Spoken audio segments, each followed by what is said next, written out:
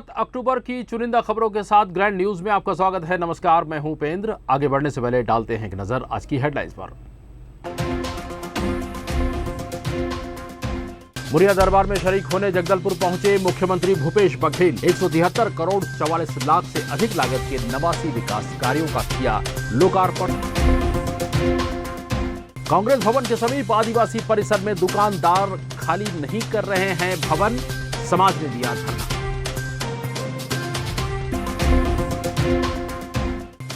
बस्तर दशहरे में निभाई गई नवाखानी रस्म, बस्तर महाराजा के साथ जनप्रतिनिधि और अधिकारी हुए शामिल।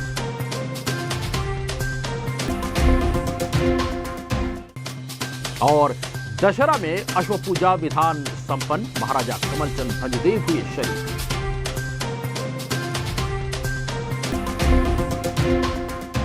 हेडलाइंस के बाद अब खबरें विस्तार से। सबसे पहले सबसे अहम खबर, बस्तर दशहरा अपने अंतिम पड़ाव पर पहुंच चुका है। बस्तर दशहरा में शामिल होने पहुंचे मुख्यमंत्री भूपेश बघेल ने सिरासार भवन के समीप शहीद स्मारक परिसर में मुरिया विद्रोह के जननायक झाड़ा सिरा की आदमकद मूर्ति का अनावरण किया और मुरिया दरबार में शामिल हुए, जहां बस्तर हित में कई बड़े फैसले लिए गए। इस दरबार के माध्यम से बस्तर जिले के 173 करोड़ 28 लाख रुपए की लागत से 89 विकास कार्यों का लोकार्पण और शिलान्यास किया गया।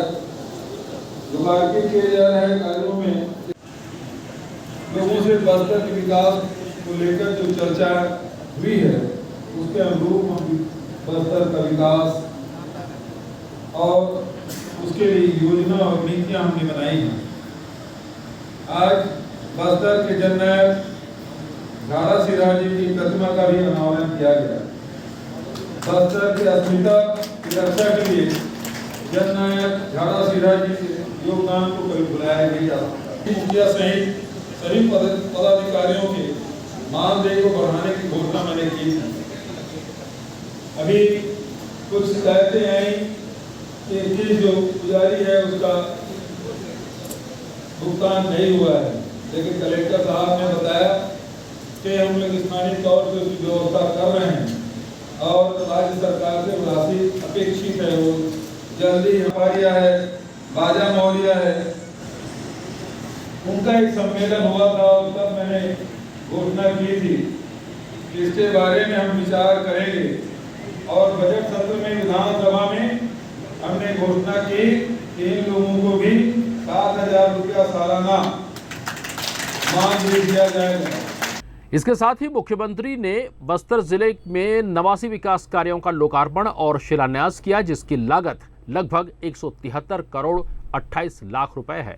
इस अवसर पर मुख्यमंत्री ने जननायक झाड़ा सिरहा के जीवनी पर आधारित पुस्तक का विमोचन किया। शहीद झाड़ा सिरहा की प्रतिमा को शहर के सिरहासार चौक स्थित शहीद स्मारक के पास लगाया गया है।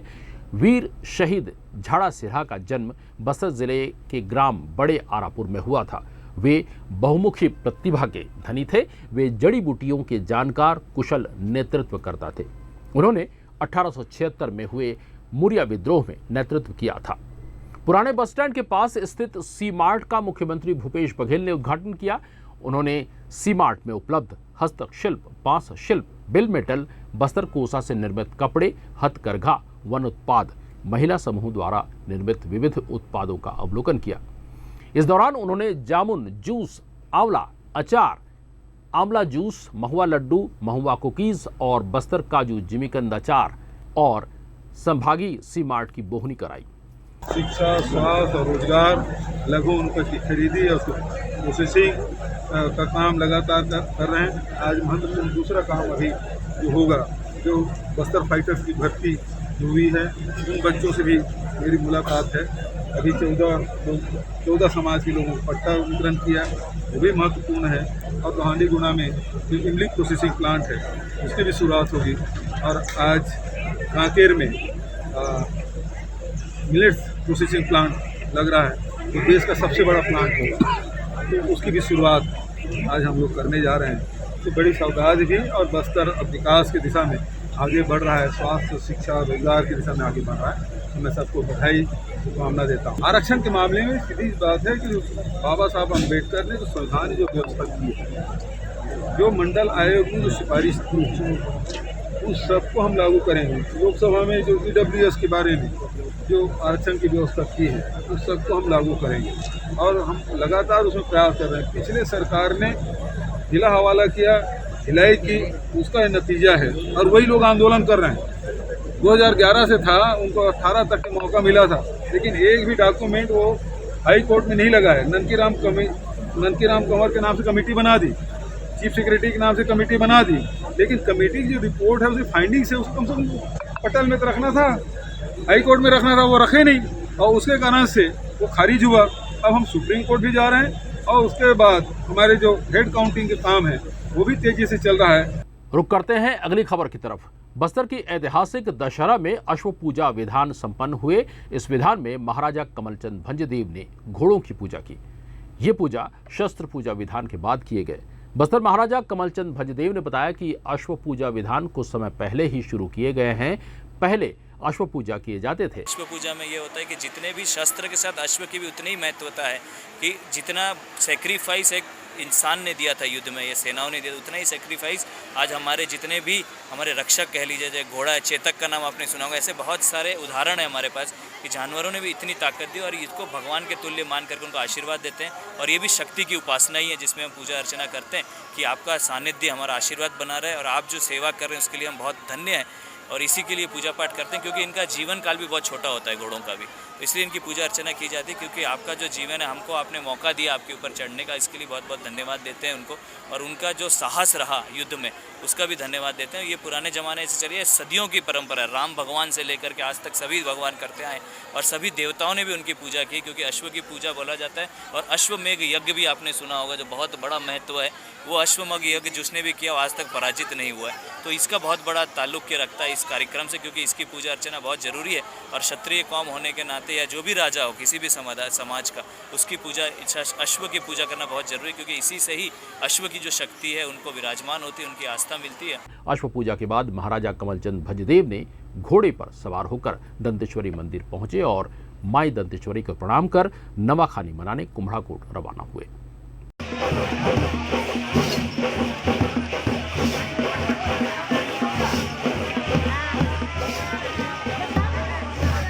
75 दिनों तक चलने वाली विश्व प्रसिद्ध ऐतिहासिक बस्तर दशहरा में विजयदशमी को भीतर रैनी पर रथ परिक्रमा के बाद रात्रि को चुराई गई रथ की वापसी कुम्हड़ाकोट में नवाखानी के बाद संपन्न हुई। विजय रथ को वापस लाने के लिए अश्विन शुक्ल एकादशी पर राज परिवार, बस्तर दशहरा समिति, मांझी, मुखिया, चालकी, नायक, पाइक, देवी देवता कुम्हड़ाकोट के जंगल पूरे लाव लश्कर के साथ पहुंचे। यहां विधिवत माता के छत्र की पूजा अर्चना की गई। इस मौके पर माटी पुजारी बस्तर महाराजा कमलचंद भंजदेव, बस्तर दशहरा समिति के अध्यक्ष दीपक बैज, राज परिवार के सदस्य ने नए चावल की खीर खाई। इस अवसर पर खीर का वितरण प्रसाद के रूप में किया गया और नवाखानी की रस्म निभाई गई। इस बार मेटाबाड़ा के ग्रामीणों ने खीर बनाई। इसके बाद परंपरा अनुसार फूल रथ की वापसी हो गई, जो कुम्हड़ाकोट से दंतेश्वरी मंदिर पहुंची।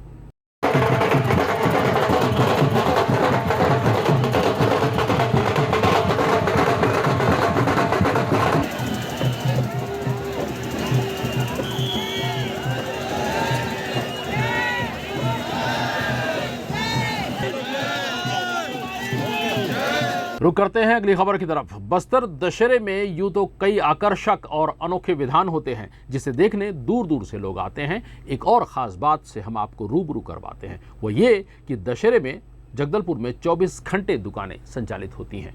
दूर दराज से आए पर्यटकों के लिए स्थानीय दुकानदार अपनी दुकानें रात भर खोले रखते हैं।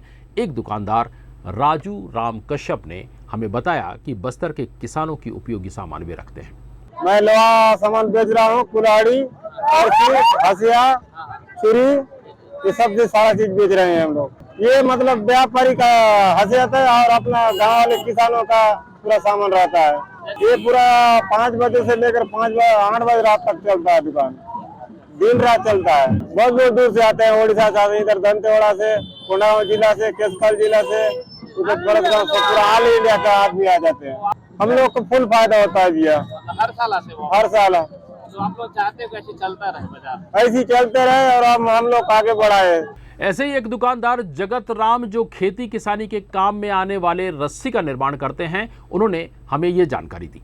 हम रस्सी बनाता है ना, बड़ा उड़ा बना के मशीन है, उसको बनाता है। हम कितने सालों से बना रहे हो आप? हमारा तो बाप दादी पूरा सर गया बना बना के, हम भी बहुत हो गया। अभी आप लोग कहाँ आके बेच रहे हो? यही दसरा में आए हैं। तो सिक्का बेचता है ना 120 140 बेचता है, और बड़ी बोलता है 200 250, दावा बोलता है 20-25, जोता बोलता है 40-50, नाड़ी होता है 40-50। बढ़ते हैं अगली खबर की तरफ। दुर्गा विसर्जन 7 अक्टूबर को भी जारी रहा। शहर के प्रमुख पंडालों में स्थापित मां दुर्गा की आज विसर्जन की गई, जिसमें बड़ी संख्या में श्रद्धालु जमा हुए और विसर्जन स्थल तक मां दुर्गा की मूर्तियों को लेकर गए। बाजे गाजे और नाचते गाते श्रद्धालुओं ने झांकी के साथ मां दुर्गा की प्रतिमाएं विसर्जित की।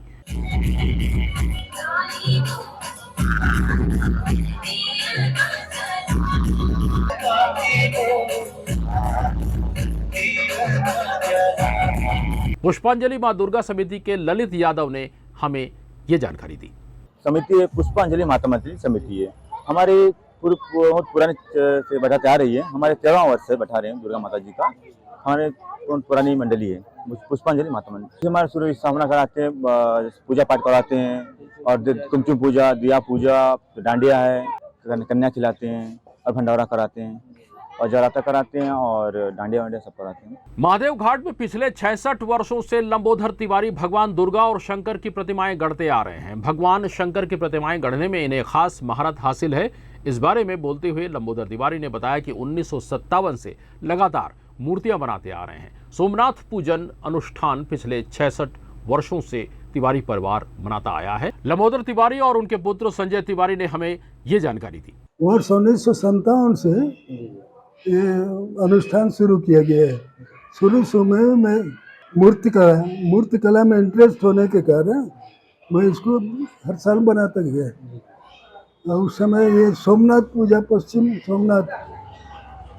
सोमनाथ मतलब गुजरात के जो ईश्वर हैं उनके रूप में ये पूजा करते हैं। मतलब विजयदशमी को होता है ऐसे ये पूजा। नटराज जी का मूर्ति पहले बनाया शुरू में, अब बृहद रूप में बना रहा है, इसलिए उसको विसर्जन करना रहा। तो ये सोमनाथ पूजा के रूप में उनका अनुष्ठान पूजन किया, उसके बाद विसर्जन किए। उसी से हर साल प्रतिवर्ष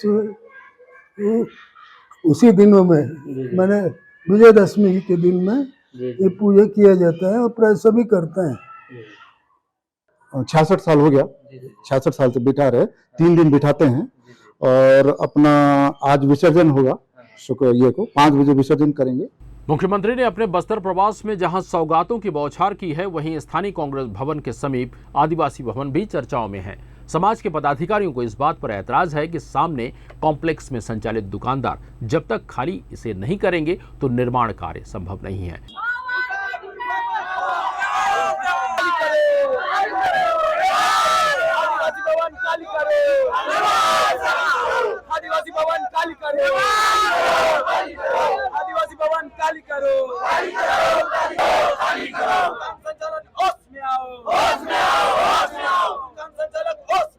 इस बारे में बोलते हुए सर्व आदिवासी समाज के बलदेव मंडावी ने ये बात कही।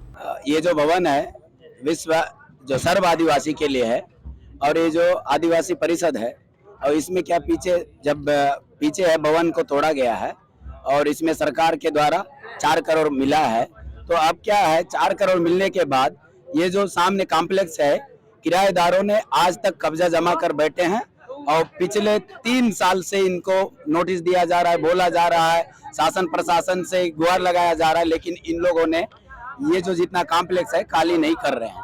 नहीं करने के कारण हम जो है सर्व आदिवासी समाज से युवा प्रभाग और यहाँ महिला प्रभाग और छात्र संगठन ये सब मिल करके खाली करने के लिए हम लोग यहाँ लगे हुए हैं। जितना जल्दी भवन खाली होगा सामने, तो हमें क्या है, ये इसी शासन काल में ये भवन बन के तैयार हो जाएगा और भवन बनने के लिए काफी लेट लगेगा। इसलिए हमको जैसे जो गांव वाले लोग आते हैं उनको रहने के लिए, अभी दशहरा हुआ, यहाँ वहाँ लोग रह रहे हैं, तो ये है कि जितना जल्दी खाली हो जाए, नींव यहाँ खुद जाए और तुरंत भवन खड़ा हो जाए, ये हमारी मांग है। वहीं एसडीएम नंद कुमार चौबे ने इस मसले पर बोलते हुए ग्रैंड न्यूज को बताया।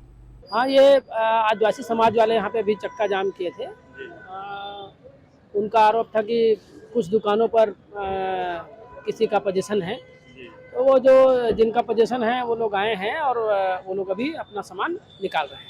अगली खबर राजनांदगांव से। मध्य प्रदेश के उच्च न्यायालय जबलपुर में पदस्थ न्यायमूर्ति द्वारा एक वरिष्ठ अधिवक्ता के खिलाफ सुनवाई के दौरान अनर्गल टिप्पणी किए जाने से अधिवक्ता द्वारा आत्महत्या के मामले को लेकर राजनांदगांव जिला अधिवक्ता संघ ने इस घटना की निंदा की है और न्यायमूर्ति के खिलाफ कार्रवाई के लिए राष्ट्रपति के नाम ज्ञापन सौंपा है। राजनांदगांव जिला अधिवक्ता संघ द्वारा आज कलेक्ट्रेट कार्यालय पहुंचकर एक ज्ञापन के माध्यम से कहा गया कि मध्य प्रदेश उच्च न्यायालय जबलपुर में पदस्थ न्यायमूर्ति संजय द्विवेदी के द्वारा एक मामले की सुनवाई के दौरान वरिष्ठ अधिवक्ता अनुराग साहू के खिलाफ अशोभनीय और अपमानजनक टिप्पणी की गई, जिससे क्षुब्ध होकर वरिष्ठ अधिवक्ता अनुराग साहू ने आत्महत्या कर ली। राजनांदगांव के वरिष्ठ अधिवक्ता हलीम बख्श गाजी ने कहा कि इस घटना की हम कड़ी निंदा करते हैं।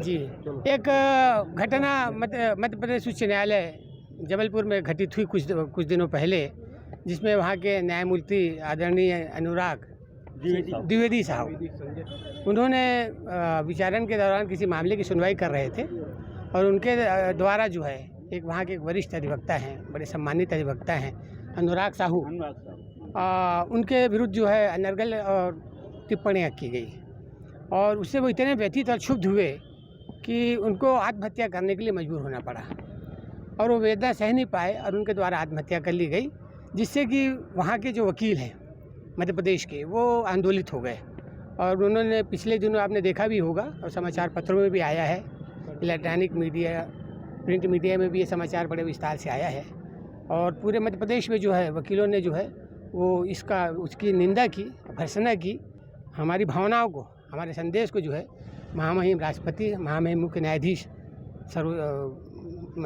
नई दिल्ली को पहुंचा दें और उसमें जो है संबंधित जो न्यायमूर्ति हैं द्विवेदी, क्या नाम है उनका, संजय द्विवेदी साहब, उनके खिलाफ जो है वो कार्रवाई की जाए, यही हमारे अधिवक्ता की मांग है। बड़ी संख्या में राजनांदगांव जिला न्यायालय से निकलकर अधिवक्ता कलेक्ट्रेट कार्यालय पहुंचे थे और यहां राष्ट्रपति के नाम कलेक्टर को ज्ञापन सौंपकर इस घटना में रोष व्यक्त करते हुए उच्च न्यायालय जबलपुर के न्यायमूर्ति के खिलाफ कार्रवाई करने राष्ट्रपति के नाम ज्ञापन सौंपा।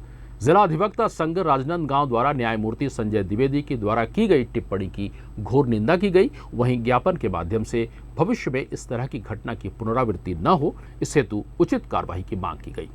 बढ़ते हैं अगली खबर की तरफ। अगली खबर है अंतागढ़ से। बारदाना संकट की डर से सैकड़ों किसान पहुंचे एसडीएम कार्यालय अंतागढ़। किसानों ने मांग किया कि शासन प्रशासन इस बार किसानों को स्वयं बारदाना व्यवस्था करवाए। बीते वर्ष किसानों को बारदाना के लिए दर दर भटकना पड़ा था। किसानों ने बारदाना को ऊंचे महंगे दाम में खरीदे थे। किसानों को अब चिंता हो रही है कि कहीं इस बार भी बारदाना का आर्थिक संकट हम किसानों पर न आ पड़े। इसीलिए क्षेत्र के सैकड़ों किसानों ने अंतागढ़ एसडीएम कार्यालय पहुंचकर कलेक्टर के नाम नायब तहसीलदार अंतागढ़ को ज्ञापन सौंपा। किसानों ने मांग किया है कि 2022-23 में बारदाने की व्यवस्था स्वयं शासन प्रशासन करे ताकि किसानों को आर्थिक परेशानियों का सामना न करना पड़े। वहीं हम आपको बता दें कि बीते वर्ष बारदाने की समस्याओं को लेकर हजारों किसानों ने आंदोलन किया था। बारदाना की व्यवस्था नहीं कर पाने से सैकड़ों किसानों की धान खरीदी नहीं हो पा रही थी और किसान कई समस्याओं से जूझ रहे थे। समूह के द्वारा एक ज्ञापन प्रस्तुत किया गया जिसमें उन्होंने धान खरीदी के संबंध में जो बारदाना उपलब्ध कराया जाता है उसको शासन प्रशासन द्वारा 100% मात्रा में उपलब्ध कराने की बात कही गई है। अतः मैं उनके इस ज्ञापन को प्राप्त कर उचित कार्यवाही हेतु अपने उच्चस्थ अधिकारियों को इसे अग्रिम कार्यवाही के लिए प्रेषित करता हूँ। अगली खबर नारायणपुर से। दूर दराज के लोग, ग्रामीण और विधायक चंदन कश्यप विशेष रूप से मौजूद रहे। बिजली स्कूल के सामने मैदान में कल दशहरा को लेकर लोगों का जनसमूह उमड़ पड़ा था और देखते ही देखते मैदान खचाखच भर गया। कल विधायक चंदन कश्यप भी दशहरा में शामिल होने के लिए पहुंचे थे। वहीं गांव के कलाकारों द्वारा कुंभकर्ण, मेघनाथ की झांकी और मनमोहक प्रस्तुति ने लोगों को खूब आकर्षित किया। कल दशहरा के दिन 50 फीट के रावण के पुतले का दहन किया गया। साथ ही झांकियों के साथ रामलीला मंडली द्वारा कल अंतिम दिवस की लीला दिखाई गई, जिसमें रावण वध और राज्य अभिषेक की लीला दिखाई गई। गांव में रामलीला कार्यक्रम को लेकर लोगों में उत्साह का माहौल देखने को मिला। कल अंतिम दिन दशहरा उत्सव में लोगों को संबोधित करते हुए ग्रामीण विधायक चंदन कश्यप ने कहा कि दशहरा का पर्व असत्य पर सत्य की जीत, अंधकार पर प्रकाश की जीत और अधर्म पर धर्म की जीत का पर्व है। ये पर्व हमें अपने अहंकार तथा बुराई को समाप्त कर अच्छाई तथा सत्य की राह पर चलने की सीख देता है। कार्यक्रम में जिस तरह से लोगों का प्यार और समर्थन मिला, उनके लिए वे उनका अभिवादन करते हैं। भगवान राम से छत्तीसगढ़ का जुड़ाव बहुत पुराना है। यहाँ के रोम रोम में राम बसते हैं। किसी भी काम को शुरू करने से पहले हम भगवान राम को याद करते हैं। नियमित खबरों के लिए आप हमसे YouTube से भी जुड़ सकते हैं। हमारा पता है ग्रैंड न्यूज़ जगदलपुर। उस चैनल को आप सब्सक्राइब कीजिए और पाइए नित नए अपडेट सीधे अपने मोबाइल पर। और मुझे दीजिए इजाज़त। नमस्कार।